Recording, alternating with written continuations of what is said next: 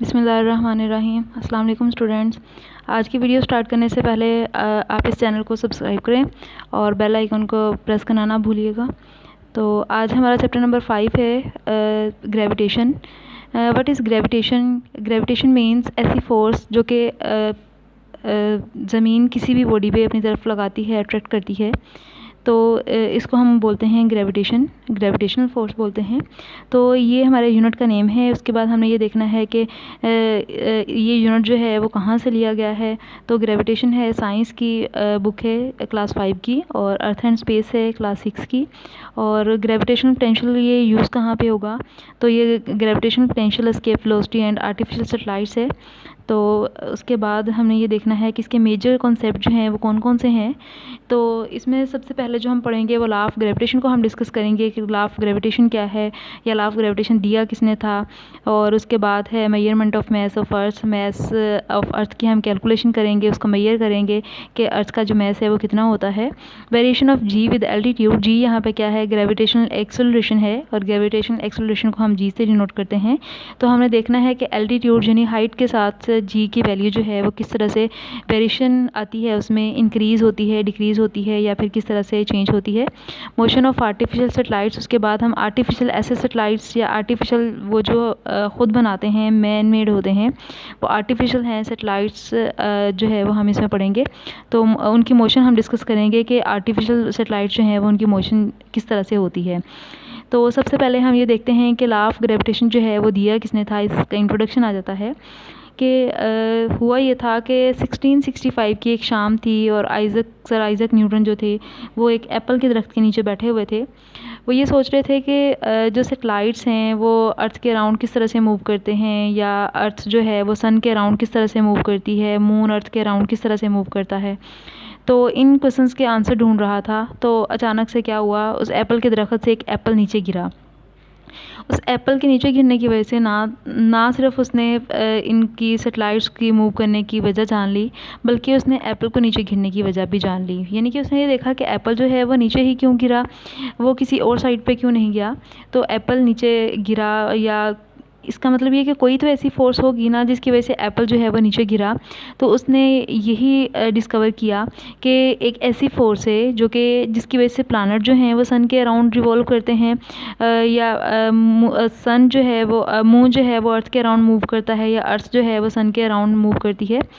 तो और एप्पल जो है वो भी इसी वजह से गिरा था, क्योंकि उसके ऊपर ऐसी फोर्स लगी थी जिस फोर्स ने उसको नीचे की तरफ अट्रैक्ट किया था। यानी कि अर्थ जो है वो किसी भी बॉडी पे, या अर्थ ने एप्पल के ऊपर फोर्स लगाई जिसकी वजह से एप्पल जो है वो नीचे गिरा।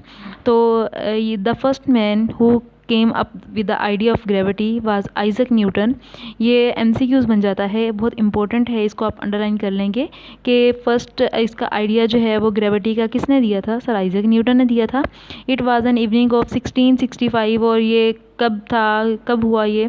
तो 1665, ये भी एमसीक्यूज़ आता है, इसको भी आप अंडरलाइन कर लेंगे।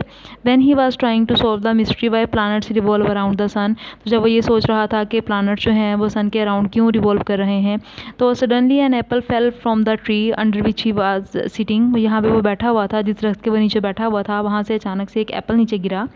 तो the idea of gravity flashed in his mind. तो उसके माइंड में ग्रेविटी का आइडिया आया। He discovered not only the cause of falling apple but also the cause that makes the plant to revolve around the sun and the moon around the earth. उसने ना सिर्फ Apple के नीचे गिरने की वजह जान ली, बल्कि उसने क्या किया, प्लानट्स क्यों रिवॉल्व कर रहे हैं उनके रिवॉल्व करने की वजह भी जान ली। तो इसके बाद हम इसमें फोर्स ऑफ ग्रेविटेशन देखेंगे। फोर्स ऑफ ग्रेविटेशन की डेफिनेशन आपने करनी है, ये यहाँ से है। force of gravitation, the force which every body of the universe attracts every other body, this force is called force of gravitation। इस definition को आप खुद इस तरह से set करेंगे कि the force which every body of the universe attracts every other body, this force is called force of gravitation। ये फोर्स ऑफ ग्रेविटेशन की डेफिनेशन है जो कि शॉर्ट क्वेश्चन में आती है, और ये इम्पोर्टेंट भी है। उसके बाद हम देखते हैं लॉ ऑफ ग्रेविटेशन है। तो law of gravitation, sir Isaac Newton ने ग्रेविटेशन का जो लॉ दिया था वो क्या था? उसने ये कहा था कि every body in the universe attracts every other body, हर बॉडी यूनिवर्स में दूसरी बॉडी को अट्रैक्ट करती है विद द फोर्स, एक फोर्स के साथ, which is directly proportional to the product of their masses, जो कि डायरेक्टली प्रोपोर्शनल होती है, यानी कि जिनका मैसेज के साथ डायरेक्ट रिलेशन होता है। डायरेक्ट रिलेशन का क्या मतलब है कि अगर हमारे पास मैस ज़्यादा हो जाएगा बॉडी का तो उसकी फोर्स भी ज़्यादा हो जाएगी, और अगर मैस कम हो जाएगा तो फोर्स भी कम हो जाएगी। And inversely proportional to the square of distance between their centres, और उसका जो रिलेशन है डिस्टेंस के साथ वो इन्वर्स रिलेशन है। तो यानी कि अगर हमारे पास डिस्टेंस दो बॉडीज़ के दरमियान ज़्यादा हो जाएगा तो उसकी फोर्स ऑफ ग्रेविटेशन जो है वो क्या हो जाएगी, कम हो जाएगी। तो ये जो लॉ है ये सर आइजैक न्यूटन ने दिया था। ये यहाँ पे दो तरह से क्वेश्चन आता है, एक तो ये आता है कि define force, define gravitational force, और दूसरा ये आता है कि डिफाइन या फिर स्टेट लॉ ऑफ ग्रेविटेशन। तो आप लोग इसमें कंफ्यूज हो जाते हैं कि हम लॉ ऑफ ग्रेविटेशन लिखें या फोर्स ऑफ ग्रेविटेशन, ये दो थे तो हम कौन से वाला लिखें।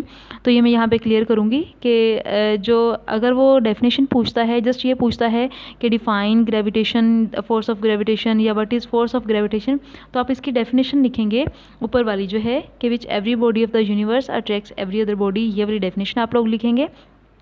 लेकिन अगर वो ये कहता है कि लॉ ऑफ ग्रेविटेशन स्टेट करें या डिफाइन करें या what is law of gravitation, तो फिर आपको इसकी स्टेटमेंट लिखनी होगी लॉ ऑफ ग्रेविटेशन की, ये जो पिंक बॉक्स वाली है। तो इसके साथ हमारे पास जो है वो यहाँ पे इसके एक्सप्लेन करने के लिए हमने कंसीडर कर लिया दो बॉडीज़ हैं हमारे पास। एक बॉडी जो है वो मैस, जिसका मैस m1 है, और दूसरी बॉडी जिसका मैस क्या है, m2 है। तो दोनों बॉडीज़ जो हैं वो एक दूसरे के ऊपर फोर्स लगा रही हैं। m1 की जो फोर्स है उसको हम फोर्स F का नाम दे दिया, और जो m2 वाली फोर्स है उसको हमने F का नाम दिया। तो इसको हमने -F का नाम क्यों दिया, इसलिए क्योंकि हमारे पास दोनों जो फोर्सेस लग रही हैं दोनों की डायरेक्शन क्या है, एक दूसरे के अपोजिट है। तो अगर हमने एक फोर्स को पॉजिटिव कंसीडर किया है, दूसरी फोर्स हमारे पास क्या होगी, नेगेटिव में आ जाएगी, क्योंकि दोनों की डायरेक्शन क्या है, एक दूसरे के अपोजिट है। तो दोनों बॉडीज़ जो हैं वो एक दूसरे पे क्या लगा रही हैं, फोर्स लगा रही हैं। Consider to bodies of mass m1 and m2, दो बॉडीज़ कंसीडर कर ली, मैस m1 और m2। The distance between the centre of message is d, और दोनों का जो डिस्टेंस है उसको हमने किससे डिनोट कर लिया है, d से डिनोट कर लिया है। जब ये क्वेश्चन आएगा तो आपने इसके साथ डायग्राम भी बनानी होगी। ये क्वेश्चन लॉन्ग में भी आता है और शॉर्ट में भी आता है। उसके बाद हम देखते हैं कि इसका फॉर्मूला जो है वो किस तरह से ड्राइव किया है। According to the law of gravitation, the gravitational force of attraction F with which the two masses m1 and m2 separated by a distance d attract each other। तो लॉ ऑफ ग्रेविटेशन ने क्या कहा था, उसने यही कहा कि दोनों बॉडीज़ जो हैं वो एक दूसरे को क्या करेंगी, अट्रैक्ट करेंगी एक फोर्स के साथ, और उस फोर्स को हम क्या नाम देते हैं, फोर्स ऑफ ग्रेविटेशन का नाम देते हैं। अब उसने हमें बताया कि फोर्स ऑफ ग्रेविटेशन का दो चीज़ों के साथ उसने रिलेशन बताया, एक मैस के साथ रिलेशन बताया और दूसरा रिलेशन उसने बताया डिस्टेंस के साथ। तो मैस के साथ उसका जो रिलेशन था वो डायरेक्ट रिलेशन था, यानी कि अगर मैस ज़्यादा हो जाएगा तो फोर्स ज़्यादा हो जाएगी। यहाँ पे F directly proportional to mass m1 and m2। उसके बाद हमारे पास जो फोर्स है डिस्टेंस के साथ जो है वो F directly inversely proportional to 1/d square, यानी कि डिस्टेंस के स्क्वायर के इन्वर्सली प्रोपोर्शनल है। अगर हम डिस्टेंस को इंक्रीज़ कर देंगे तो फोर्स डिक्रीज़ हो जाएगी। अब यहाँ पे दो इक्वेशन बन गई, पहली हमारे पास इक्वेशन नंबर 1 होगी, सेकेंड हमारे पास इक्वेशन नंबर जो है वो 2 हो गई। तो ये हमारे पास बन जाएगी जब दोनों को कंबाइन करेंगे या दोनों इक्वेशंस को हम कंपेयर करेंगे। यहाँ पे आप लिखेंगे कंपेयरिंग इक्वेशन 1 एंड 2 या कंबाइनिंग इक्वेशन 1 एंड 2। जब दोनों को हम कंपेयर कर लेंगे तो हमारे पास क्या आ जाएगा, F proportional to m1 m2 over d square. अब यहाँ पे हमने इस प्रोपोर्शनलिटी के साइन को ख़त्म करना है। तो आपको पता है जब हम प्रोपोर्शनलिटी के साइन को ख़त्म करते हैं तो हम क्या लगाते हैं, इज़ इक्वल टू लगाते हैं, इज़ इक्वल टू लगाते हैं, और साथ में हम एक कांस्टेंट लगाते हैं। यहाँ पे जो कांस्टेंट यूज़ हुआ है वो कैपिटल G यूज़ हुआ है। तो ये हमारे पास यहाँ पे जब हमने प्रोपोर्शनलिटी को ख़त्म कर दिया और यहाँ पे इज़ इक्वल टू आ गया और साथ में कांस्टेंट आ गया capital G, F is equal to G m1 m2 over d square, ये हमारे पास लॉ ऑफ ग्रेविटेशन का फॉर्मूला बन गया। अब ना ये देखना है कि m1 तो यहाँ पे मैस है, m2 जो है ये भी मैस है, हमारे पास d जो है वो डिस्टेंस है, f जो है वो ग्रेविटेशनल फोर्स है।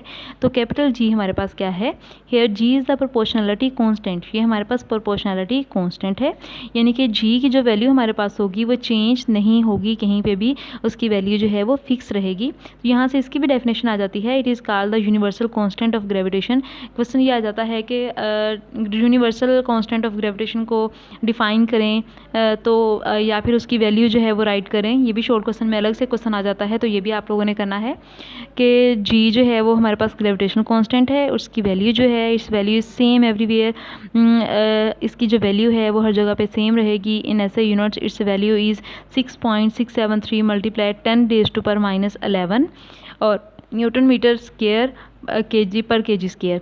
तो अब ये हमारे पास इसकी जो वैल्यू है ये आप लोगों ने याद करनी है एमसीक्यूज़ के लिए भी, और ये शॉर्ट क्वेश्चन के लिए भी। शॉर्ट क्वेश्चन में भी आ जाती है 2 मार्क्स की, और फिर न्यूमेरिकल जब हमने करने हैं तो न्यूमेरिकल्स में हमें इस वैल्यू की ज़रूरत पड़ेगी। तो इसलिए जब तक आपको ये वैल्यू नहीं आएगी आप न्यूमेरिकल्स नहीं कर सकेंगे। तो उसके बाद है due to small value of g the gravitational force of attraction between objects around us is very small and we do not feel it। अब ये वैल्यू तो हम फील नहीं कर सकते, जैसे दो बॉडीज़ जो हैं वो अट्रैक्ट कर रही हैं या अर्थ जो है वो बॉडी को अट्रैक्ट कर रही है, तो हम उसको फील नहीं कर पा रहे। तो ऐसा क्यों है, हम क्यों नहीं फील कर रहे? क्योंकि जो कैपिटल जी है हमारे पास, जो प्रोपोर्शनैलिटी कांस्टेंट है, इसकी वैल्यू जो है वो -11 है। इसकी पावर देखिए -11 है। ये बहुत छोटी वैल्यू है, बहुत कम वैल्यू है। इसकी वैल्यू बहुत कम होने की वजह से हम इसको सॉल्व नहीं कर पा रहे। तो उसके बाद इसलिए हम इसको फील नहीं कर सकते। Since the mass of earth is very large, लेकिन अर्थ का जो मैस है वो बहुत ज़्यादा बड़ा है, बहुत ज़्यादा है। It attracts near by objects with a significant force. तो ये स्ट्रॉन्ग फोर्स के साथ जो है वो ऑब्जेक्ट को अपनी तरफ अट्रैक्ट करती है। The weight of an object on the earth is the result of gravitation force of attraction between the earth of the object. यानी कि एक बॉडी का जो वेट है वो अर्थ की वजह से ही होता है, या अर्थ की फोर्स ऑफ अट्रैक्शन की वजह से ही होता है।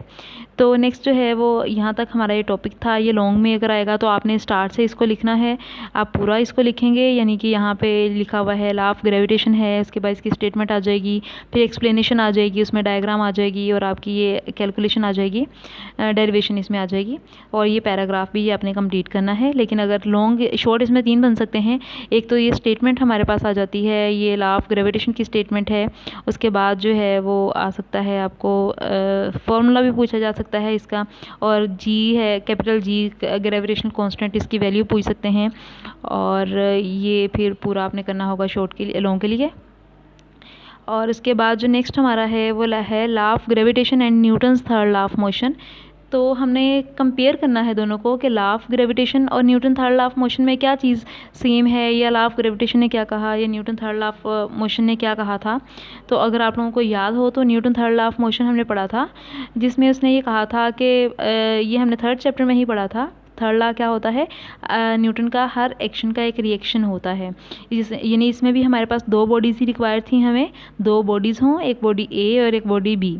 दोनों एक दूसरे के ऊपर फोर्स लगाते हैं। अगर एक बॉडी ए की फ़ोर्स को हम जो है वो एक्शन का नाम देंगे, तो बॉडी बी की जो फोर्स होगी उसको हम क्या नाम देंगे, रिएक्शन का नाम देंगे। तो यहाँ पे यही तो बात इसने की है लॉ ऑफ ग्रेविटेशन ने, कि अगर आप ये देखें कि यहाँ पे भी हमारे पास 2 ही बॉडीज़ हमने कंसीडर की हैं। अगर एक बॉडी का मैस m1 है, दूसरी का क्या है m2, तो ये वाली जो फोर्स अगर लगा रही है m1 वाली बॉडी जो है वो फोर्स लगा रही है m2 के ऊपर, इस फोर्स को हमने नाम दे दिया एक्शन का। तो इसके रिएक्शन में बॉडी 2 जो है वो इसके ऊपर फोर्स लगाएगी बॉडी 1 के ऊपर, जिसको हमने नाम दे दिया रिएक्शन का।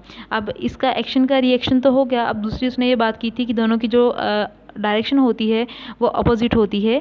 तो इन दोनों की डायरेक्शन भी एक दूसरे के अपोजिट है। यानी कि यहाँ पे अगर f है तो यहाँ पे क्या है -f। अगर इसकी डायरेक्शन इस तरफ है तो इसकी डायरेक्शन किस तरफ होगी, इसके अपोजिट साइड पे होगी। तो ये चीज़ जो है वो दोनों में क्या है, सेम है। It is to noted that mass m1 attracts m2 towards it with the force F while mass m2 attracts m1 toward it with the force of the same magnitude F in opposite direction। यहाँ पे क्या चीज़ हमने note की, यही कि हमारे पास जो mess m1 है वो मैस m2 को क्या कर रहा है, अपनी तरफ अट्रैक्ट कर रहा है एक फोर्स के साथ, जिसकी मैग्नीट्यूड क्या है, सेम है, लेकिन उसकी डायरेक्शन क्या होगी, अपोजिट है। If the force acting on m1 is considered as action then the force acting on m2 will be the reaction. तो अगर हम ये कंसिडर कर लें कि हमारे पास जो बॉडी m1 है उसका जो मैस है वो एक्शन है, उसकी जो फोर्स है वो एक्शन है, और जो बॉडी 2 है उसकी जो फोर्स होगी वो क्या होगी, reaction. The action and reaction due to force of gravitation, action और रिएक्शन जो हैं वो दोनों किसकी वजह से होते हैं, फोर्स ऑफ ग्रेविटेशन की वजह से। Are equal in magnitude but opposite in direction, दोनों जो हैं वो मैग्नीट्यूड में तो इक्वल हैं लेकिन डायरेक्शन दोनों की क्या है, अपोजिट है। This is consistent with Newton third law of motion which states to every action there is always an equal but opposite reaction. तो ये बात जो है वो Newton third law of motion से भी मिलती है कि हर एक्शन का एक रिएक्शन होता है जो कि जिनकी मैग्नीट्यूड सेम होती है लेकिन उनकी जो डायरेक्शन है वो अपोजिट होती है। तो यहाँ ये शॉर्ट क्वेश्चन के लिए है, शॉर्ट क्वेश्चन में आप लोगों ने करना है। इसके बाद एग्जांपल है, एग्जांपल जो है ये हम करेंगे उसके साथ न्यूमेरिकल्स के साथ करेंगे जब न्यूमेरिकल स्टार्ट करेंगे इसके।